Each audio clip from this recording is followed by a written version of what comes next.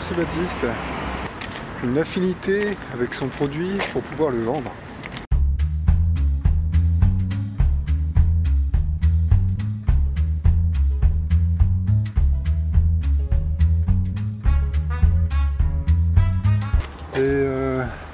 Moi j'ai envie de répondre à cette question-là, c'est sans détour en fait. Moi je pense que oui, il faut avoir une affinité pour vendre son produit. Tout du moins, en tout cas, si il faut avoir en tout cas pas de problème vraiment majeur avec un produit pour pouvoir le vendre. Si un produit ne correspond pas du tout, si par exemple, là je vois, là il y a des voitures qui passent, si par exemple si vous êtes préoccupé par exemple par l'écologie, ce genre de choses, et que on vous propose de vendre des voitures par exemple, bon les voitures c'est pas ce qu'il y a de plus écologique, est-ce que vous allez vous mettre à vendre des voitures? Est-ce que ça va vous plaire? Ou est-ce que c'est quelque chose que vous allez pouvoir envisager pour faire sur le long terme ou sur le court terme? Alors ça peut marcher sur le court terme, c'est-à-dire que si vous avez vraiment besoin d'argent par exemple, si vous avez besoin de vous sortir de la panade, eh bien peut-être que envisager un métier pour lequel vous n'avez pas forcément une affinité particulière, mais bon, peut-être être intéressant à ce moment-là. Par contre, si c'est quelque chose que vous envisagez sur le long terme, il y a peu de chances que ça marche en fait.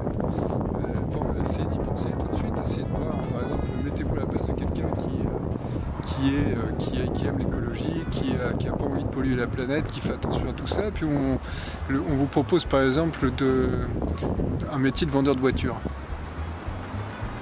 Ça risque d'avoir peut-être un petit problème. Donc on vous propose ça, on vous propose un métier de vendeur de voitures.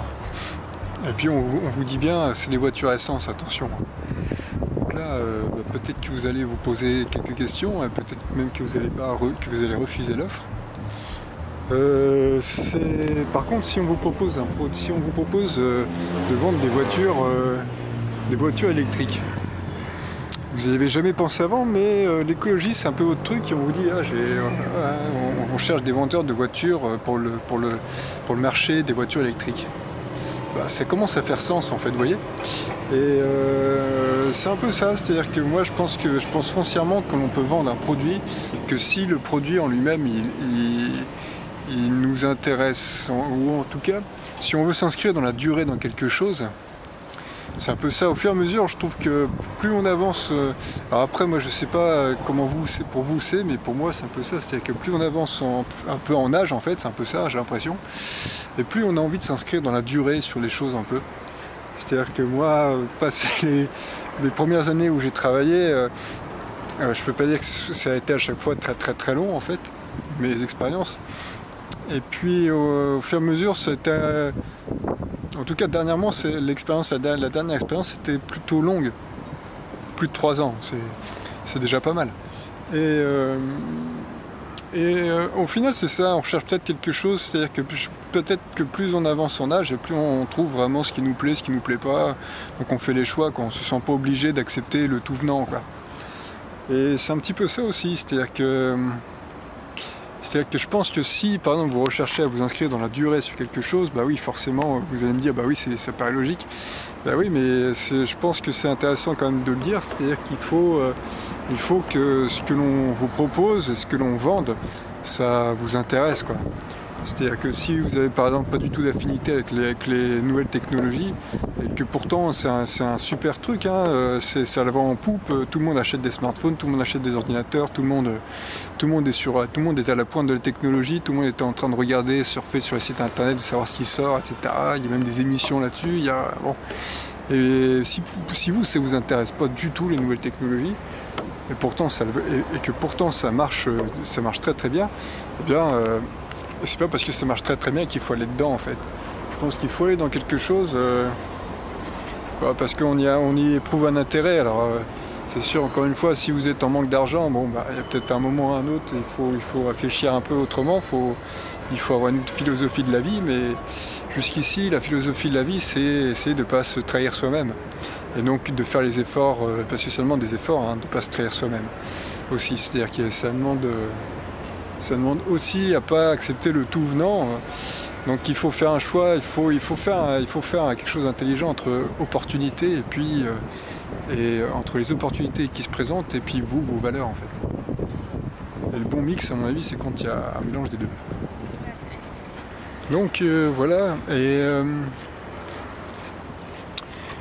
voilà. Et à part ça, tiens, j'ai envie de parler d'autre chose complètement différent.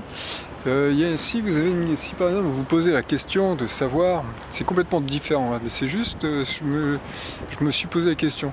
Est-ce que par exemple, ça n'a rien à voir, hein, mais que lorsque l'on se met à courir, vous savez, la course à pied,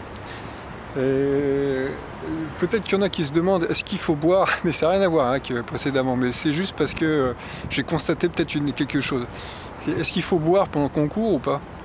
Parce qu'il y en a peut-être qui pensent que ça casse les jambes de courir pendant qu'on court, d'autres non. Et moi là depuis quelques séances, même depuis pas mal de séances, depuis quelques semaines, je prends ma petite bouteille avec moi pour aller courir. Et ma petite bouteille d'eau. Et je me suis aperçu qu'au fur et à mesure mes performances étaient meilleures. Enfin, c'est pas que les performances étaient meilleures, c'est-à-dire qu'il y a. Je sais quel est mon maximum dans ce domaine, mais je me suis aperçu que quand on boit en courant, dès qu'on commence un peu à transpirer, qu'on ressent un petit peu le besoin d'avoir quelque chose de frais un peu, et on se boit une petite gorgée, et ben je me suis aperçu qu'au fur et à mesure mes performances elles augmentent de façon assez forte. C'est-à-dire que avant je me contentais, alors je sais que mon maximum en course à pied c'était 1h45, j'ai fait ça un jour d'hiver et puis parce que j'étais loin et qu'il fallait bien que je rentre et j'avais fait un détour, etc. Et donc j'avais couru je crois 1h45. Sans boire, sans manger. Bon bref, il y en a qui me diront que que c'est pas très malin, mais oui, mais sur le coup j'avais ni à boire ni à manger sur moi et puis je suis pas mort quand je veux dire, ça m'a pas tué. Hein. Et donc sans boire à manger, j'ai fait 1h45. Et puis après je me suis dit bon, il faut quand même pas trop en faire parce que moi je cours des fois déjà 3 fois par semaine. Et au fur et à mesure, c'est bien de faire du sport, mais il ne faut pas non plus s'épuiser, quoi. Donc moi, j'étais là depuis quelques temps, j'étais à 1h, je courais 1h05, c'est-à-dire je me limitais, au bout d'1h05, je regardais ma montre, j'arrêtais au bout d'1h05, comme ça je gardais assez de force, j'avais l'impression de garder assez de force et c'était bien.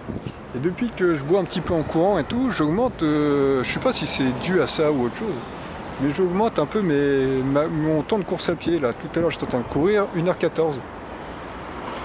Et la semaine dernière, j'ai fait 1h12, 1h10, 1h10. Donc 3h32. Et là, 1h14. Et est-ce que c'est dû au fait de boire un peu pendant que je cours? Oui, je pense que ça a son incidence. Et boire une petite gorgée comme ça de temps en temps, et c'est peut-être aussi la qualité de l'eau qu'on boit. Moi, je sais que je bois de l'eau qui est riche en magnésium. Et on sait que le magnésium, c'est anti-stress et que ça permet une bonne circulation du flux nerveux, etc. Et que c'est un anti-stress important. Lorsque l'on manque de magnésium, on a des symptômes de stress, on a des palpitations, on a par exemple la paupière qui tremble, vous savez, des fois, si ça vous est jamais arrivé d'avoir des fois la paupière qui se met à trembler bizarrement. Et ça, c'est un manque, je crois que c'est un symptôme de manque de magnésium. Mais bon, en tout cas, pour ceux qui se posent la question, ça vaut le coup d'essayer de boire un peu. Parce qu'effectivement, moi je trouve que c'est bien mieux. On n'est pas là en train de se dire, bon, je finis ma course, puis ensuite je vais aller boire un coup. Non, on boit un petit peu de temps en temps là, pendant la course, et puis c'est plus souple, on est bien et tout. Et c'est un vrai plaisir. Hein. Alors je sais pas si c'est dû à ça, mais en tout cas, peut-être. Et c'est aussi dû peut-être au fait que j'ai changé mon parcours un peu de course, que je pars dans des endroits que je connais pas. Bref, voilà. Donc écoutez, si vous aimez ces vidéos là, vous pouvez la partager, vous pouvez faire un commentaire, faire un pouce bleu si possible, c'est encore mieux que les rouges d'ailleurs. Enfin ça c'est vous qui voyez. Vous pouvez vous pouvez aller voir sur Facebook la photo du jour, vous pouvez vous abonner bien sûr si vous souhaitez. Et puis je vous retrouve prochainement pour une nouvelle vidéo. Salut!